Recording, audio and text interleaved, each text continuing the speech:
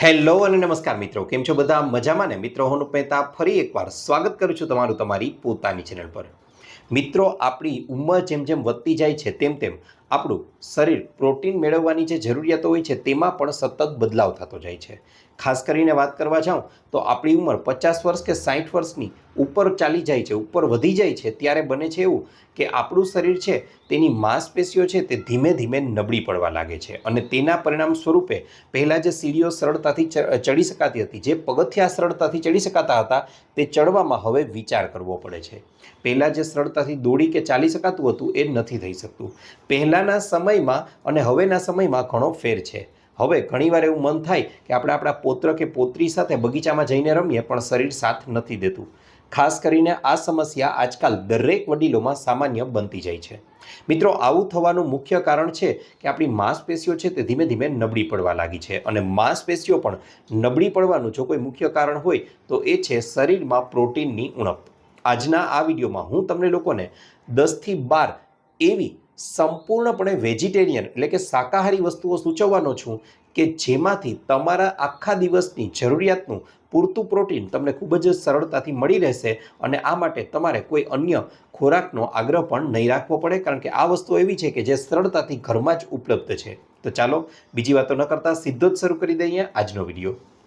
મિત્રો, સૌથી પહેલાં વાત કરવા જાઉં તો જ્યારે આપણી ઉંમર 30 વર્ષથી ઉપરની થાય છે તેમ દર વર્ષે આપણી માંસપેશીઓ છે તેમાં ધીમે ધીમે દર દસકામાં એટલે કે દર 10 વર્ષે 3 થી 5% ધીમે ધીમે ઘસારો લાગવા લાગે છે। તે ધીમે ધીમે યુક્ત થતી જાય છે। હવે આ સમસ્યા છે તે ખાસ કરીને 60 વર્ષ પછીની ઉંમરમાં વધારે ઝડપથી થવા લાગે છે અને તેના પરિણામ સ્વરૂપે આ સમયે યોગ્ય ખાણીપીણીની પસંદગી કરવી, યોગ્ય પ્રોટીનયુક્ત ખોરાક પસંદ કરવો એ આપણા શરીર માટે ખૂબ જ વધારે જરૂરી બની જાય છે। ખાસ કરીને વાત કરવા જાઉં તો મેડિકલ સાયન્સની ભાષામાં આ સમસ્યાને સાર્કોપેનિયા તરીકે ઓળખવામાં આવે છે કે જેમાં માંસપેશીઓ છે તે ઘસાવા લાગે છે અને નબળી પડવા લાગે છે। તો એવી કઈ વસ્તુઓ છે કે જેને ખાવી જોઈએ કે જેથી કરીને આપણા શરીરની રોજિંદી પ્રોટીનની જરૂરિયાત છે તે ખૂબ જ સરળતાથી સંતોષી શકાય? તો મિત્રો, તેમાં નંબર 1 ઉપર જે વસ્તુને સ્થાન આપવામાં આવેલું છે તેનું નામ છે રાજમા। જી હા મિત્રો, રાજમામાં દર 100 ગ્રામ રાજમાની અંદર લગભગ 24 ગ્રામ જેટલું પ્રોટીન રહેલું હોય છે। હવે તરત જ પ્રશ્ન થાય કે આપણે લોકોએ કેટલું પ્રોટીન રોજિંદા જીવનમાં લેવું જોઈએ? તો મિત્રો, તમને લોકોને જણાવી દઉં કે એક અંદાજ મુજબ આપણું કુલ વજન છે તેના 0.8 થી 1 ગ્રામ જેટલું પ્રોટીન તમે રોજનું લઈ શકો। એનો મતલબ કે તમે લોકો જો અત્યારે તમારું વજન છે તે માની લો કે 50 કિલો છે તો તમારે લોકોએ 48 થી 50 ગ્રામ જેટલું પ્રોટીન છે તે તમારા રોજિંદા ડાયટમાં લેશો તો તે તમારા શરીર માટે પર્યાપ્ત છે, પૂરતું છે રોજિંદી ક્રિયાઓને કરવા માટે। મિત્રો, રાજમા છે તેમાં તરત જ પ્રશ્ન થાય કે ભાઈ આમાં સંપૂર્ણ પ્રોટીન નથી। હા, સાચી વાત છે, કારણ કે રાજમામાં જે 9 એમિનો એસિડ હોવા જોઈએ તે નથી રહેલા, પરંતુ તેમાં 8 એમિનો એસિડ છે। તેમાંનું એક એમિનો એસિડ કે જેને મિથિયોનાઇન તરીકે ઓળખવામાં આવે છે તેનો સમાવેશ તેમાં નથી થતો। પણ ક્યારેય પણ આપણે રાજમા છે તે એકલા નથી ખાતા, રાજમાને હંમેશા ભાત સાથે કે રોટલી સાથે ખાઈએ અને આ મિથિયોનાઇન નામનો એમિનો એસિડ છે તે રોટલી અને ભાતમાંથી મળી આવે છે। એટલે આ આપણી થાળી મળી અને પૂર્ણ પ્રોટીનયુક્ત થાળી બની જશે। કારણ કે આની સરખામણી તમે નોનવેજ ખોરાક સાથે કરો તો નોનવેજ ખોરાકમાં 9 એમિનો એસિડ રહેલા હોય છે, જ્યારે આમાં આ 9 એમિનો એસિડ મળી રહેશે આ રીતે। ત્યારબાદ મિત્રો, વાત કરવા જાઓ તો સંશોધનો છે તે એવું પણ સૂચવે છે કે રોજે રોજ જે લોકો કઠોળ ખાય છે, રોજે રોજ જે લોકો રાજમા જેવા કઠોળ ખાવાનો આગ્રહ રાખે છે તેમનું ડાયાબિટીસ થવાનું જોખમ છે તેમાં 20% જેટલો ઘટાડો થાય છે, જ્યારે નોન વેજીટેરિયન ખોરાક ખાવાનો જે લોકો આગ્રહ રાખે છે તેમને આ બધી સમસ્યાઓ શરીરમાં ઉત્પન્ન થવાનું જોખમ છે તેમાં વધારો થાય છે। આ ઉપરાંત મિત્રો, રાજમા છે તેને કિડની માટે પણ એક સુપરફૂડ માનવામાં આવેલા છે, જ્યારે અન્ય જે નોનવેજ ખોરાક છે તેને તમે રોજે રોજ ખાશો, તેનું રોજે રોજ સેવન કરશો તો તેનાથી લાંબા ગાળે તમારા શરીરના અંદરના અંગો છે તેને પણ નુકસાન થઈ શકે છે। આ ઉપરાંત મિત્રો, સફેદ અને કાળા ચણા એટલે કે તમે લોકો કાળા ચણા કે પછી સફેદ ચણા કે જેને આપણે કાબુલી ચણા પણ કહીએ છીએ, આ ચણાનું સેવન કરશો તો તેમાંથી પણ સારી એવી માત્રામાં પ્રોટીન છે તે તમને લોકોને મળી આવે છે। યાદ રહે, જો શક્ય હોય તો આ બધી વસ્તુઓનું સેવન બપોરના સમયે કરવું જોઈએ, કારણ કે આ બધો ખોરાક પચવામાં ભારે છે અને બપોરના સમયે આપણી જઠરાગ્નિ છે તે સતેજ રહેલી હોય છે અને એટલા માટે આ વસ્તુઓનું સેવન બપોરે કરવું જોઈએ। ત્યારબાદ મિત્રો, આગળ વાત કરવા જાઉં તો નંબર 2 ઉપર જે વસ્તુને સ્થાન આપવામાં આવેલું છે તે છે દાળિયા।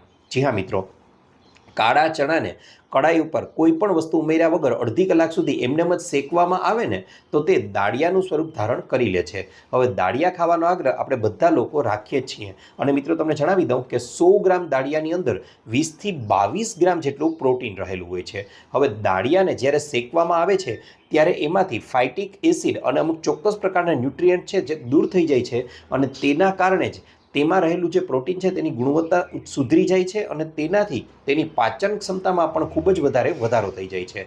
માટે દાળિયાનું સેવન પણ કરી શકો છો. આ ઉપરાંત મિત્રો જે લોકો વર્કઆઉટ કરે છે તે લોકોએ તો દાળિયાનો પાવડર બનાવી અને તેમાં પાણી ઉમેરી અને દાળિયાનું સત્તુ કહેવામાં આવે છે કે જેનું ઉત્તર પ્રદેશના લોકો છે તે ખૂબ જ સેવન કરે છે અને તેને પ્રોટીનનો એક સારામાં સારો સોર્સ માનવામાં આવેલો છે. આ ઉપરાંત તમે દાળિયા છે તેને સાંજના સ્નેક્સ તરીકે પણ ખાઈ શકો છો. તે તમારા શરીર માટે ખૂબ જ વધારે ઉપયોગી છે. યાદ રહે, અહીં આપણે મસાલાવાળા દાળિયાની વાત નથી કરી રહ્યા. સિમ્પલ સાદા દાળિયા જે આવે છે તે જ આપણે લોકોએ ખાવાનો આગ્રહ રાખવો જોઈએ. ત્યારબાદ મિત્રો પ્રોટીનનો જો કોઈ સારામાં સારો સોર્સ હોય ત્રીજા નંબર ઉપર તો તે છે દૂધ. જી હા મિત્રો, દૂધ હું તમને આની સામે શબ્દ મૂકું એટલે તરત જ તમને થશે કે ભાઈ તમે દૂધનું કહી રહ્યા છો, પણ ઘણીવાર તમે કીધું છે કે આજકાલ દૂધની જે ક્વોલિટી આવે છે તે ખરેખર આપણે લોકોએ દૂધ પીવું જોઈએ કે નહીં તે સ્થાન આપણા મગજમાં પ્રશ્ન ઉત્પન્ન કરી શકે છે. કારણ કે આજકાલ તમને લોકોને ખ્યાલ છે કે મોટાભાગનું દૂધ છે તે જર્સી અને HF ગાયોમાંથી ખાસ કરીને 90% દૂધ છે તે મેળવવામાં આવે છે. ઉપરાંત તમને મિત્રો જણાવી દઉં કે સંપૂર્ણપણે આ વાત સત્ય નથી, કારણ કે 10% છે તે ગાયો એવી પણ છે કે જેને ગૌશાળામાં ઉછેરવામાં આવે છે અને તે સંપૂર્ણપણે આપણી દેશી ગાયો છે અને આ ગાયોનું દૂધ સંપૂર્ણપણે આપણા માટે પીવા લાયક છે. ઘણીવાર તમને એવો પણ પ્રશ્ન થાય કે ગાય છે તેનું સંપૂર્ણ દૂધ છે તેના પર હક તો વાછરડાનો રહેલો છે, પણ તો મિત્રો જણાવી દઉં કે જે લોકોએ ક્યારેય ગાયને પાળી હશે, ગાય જે લોકોના ઘરે હશે તે લોકોને ખ્યાલ હશે કે વાછડા કે વાછડી છે તેમના એના માટેનું જે દૂધ છે, કારણ કે ગાયને 4 આંચળ હોય છે તેમાંથી 2 આંચળનું દૂધ એ વાછડા કે વાછડીની ભૂખને સંતૃપ્ત કરી શકે છે અને એટલા માટે જ આયુર્વેદમાં પણ દોહાન નામનો શબ્દ વાપર્યો છે. એનો મતલબ 2 આંચળનું દૂધ વાછડા કે વાછડી માટે અને બાકીના 2 આંચળનું દૂધ છે તેનું સેવન તમે કરી શકો છો.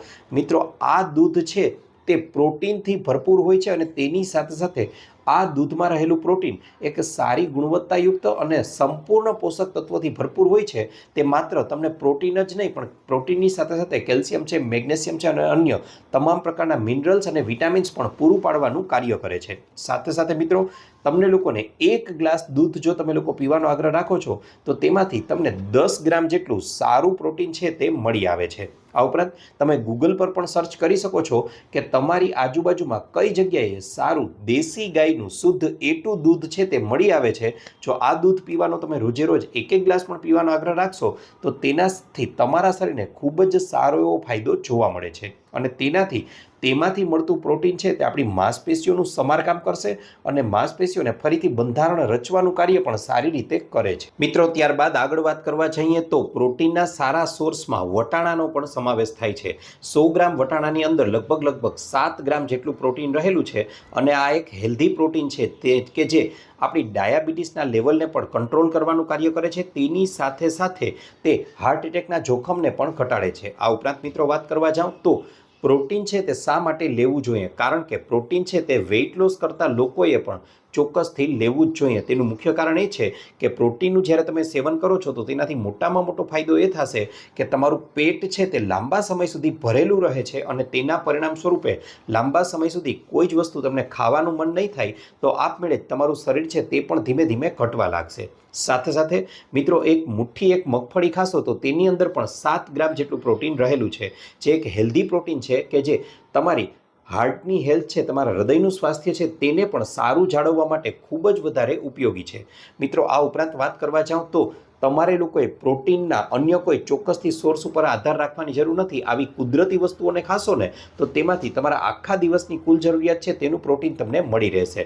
વિડીયોની શરૂઆતમાં જણાવ્યું હતું કે 0.8 થી 1.2 કે 1% જેટલું પ્રોટીન તમારે લેવું જોઈએ, પણ એનો મતલબ એવો જરાય નથી કે તમારે લોકોએ વજન 100 કિલો છે તો એનો મતલબ એવું થાય કે તમારે 100 ગ્રામ જેટલું પ્રોટીન રોજે રોજ લેવું જોઈએ. ના, રોજનું 48થી 50 ગ્રામ પ્રોટીન એક સામાન્ય માણસ માટે કે જે સામાન્ય જીવન જીવે છે, સવારે ઉઠે છે, જોબ ઉપર જાય છે, હળવી કસરતો કરે છે, તેમના માટે પૂરતું છે. માટે આટલું પ્રોટીન ઇનફ છે.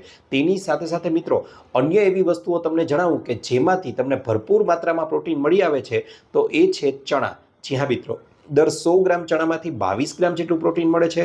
દર 100 ગ્રામ મગની અંદરથી 24 ગ્રામ જેટલું પ્રોટીન મળે છે.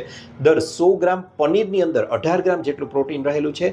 100 ગ્રામ મસૂરની દાળની અંદર 26 ગ્રામ પ્રોટીન, જ્યારે 100 ગ્રામ દહીંની અંદર 10 ગ્રામ જેટલું પ્રોટીન રહેલું છે. આ ઉપરાંત તમે 100 ગ્રામ બદામ લો છો એટલે કે આલમંડ, તો તેની અંદર 21 ગ્રામ જેટલું પ્રોટીન.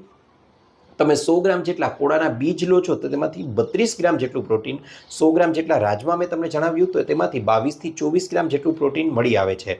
આ ઉપરાંત પ્રોટીનનો જો કોઈ સૌથી સારો અને મોટો સોર્સ હોય તો મિત્રો એ છે સોયાબીન. 100 ગ્રામ સોયાબીન લો તો તેની અંદરથી તમને લોકોને 36 ગ્રામ જેટલું પ્રોટીન મળી આવે છે. પરંતુ હું સોયાબીન ખાતો પણ નથી અને આપને સોયાબીન લેવાની પણ સલાહ આપતો નથી, એટલા માટે કારણ કે ભારત અને અન્ય ઘણા બધા દેશોમાં પ્રાણીઓને ખવડાવવા માટે પણ સોયાબીનનો ઉપયોગ કરવામાં આવે છે અને એટલા માટે સોયાબીનમાં આજ સુધીમાં ઘણું બધું મોડિફિકેશન થઈ ગયું છે કે જે આપણા માટે થોડું નુકસાનકારક છે. એટલા માટે સોયાબીનના બદલે તમે અન્ય જે વસ્તુઓ અહીં રિકમેન્ડ કરેલી છે કે જે સંપૂર્ણપણે શાકાહારી છે તેનું સેવન કરવું જોઈએ, તેનાથી ખૂબ સારો એવો ફાયદો થાય છે. હવે મિત્રો આગળ વાત કરવા જઈએ તો શા માટે નોન વેજીટેરિયન ખોરાક કે જેમાં ઈંડાનો સમાવેશ થાય છે તેનું સેવન ન કરવું જોઈએ, તો એ જણાવી દઉં. કારણ કે એક સામાન્ય મરઘી છે તે એક વર્ષમાં 15થી 20 ઈંડા આપવા માટે જ સક્ષમ છે, પરંતુ કોમર્શિયલ ઉત્પાદન માટે તેને એવા વાતાવરણમાં ઉછેર કરવામાં આવે છે, એવી ચોક્કસ ટ્રીટમેન્ટ આપવામાં આવે છે કે જેથી તે એક વર્ષના 300 ઈંડાઓનું ઉત્પાદન કરી શકે છે. ઉમેય કહેવા જઈએ મિત્રો તો આ જે એગ્સ છે તે આપણા શરીર માટે નુકસાનકારક છે અને તેને ખાવા તો ન જ જોઈએ. એટલા માટે તમારે લોકોએ પણ સારું હેલ્થ બનાવવી છે, સારું સ્વાસ્થ્ય બનાવવું છે અને એક હેલ્ધી જીવન જીવવું છે, કોઈ ચોક્કસથી બોડી બિલ્ડિંગ નથી કરવું, તો તમે લોકો અહીં જણાવેલા જે વસ્તુઓ છે 10થી 12 વસ્તુઓ અહીં મેં સંપૂર્ણ શાકાહારી જણાવી છે તેનું સેવન કરવાનું શરૂ કરી દેશો ને તો ગેરંટી સાથે કહું છું મિત્રો, તમારા રોજના પ્રોટીનની જરૂરિયાત સંતોષાશે. તેની સાથે સાથે તમારી માંસપેશીઓ છે તે પણ લાંબા સમય સુધી તંદુરસ્ત અને મજબૂત જળવાઈ રહેશે. આશા રાખું છું આપને મારો વિડીયો ગમ્યો હશે. વિડીયો ગમ્યો હોય તો લાઈક કરજો, ચેનલને સબસ્ક્રાઈબ કરજો. આપનો ખૂબ ખૂબ આભાર.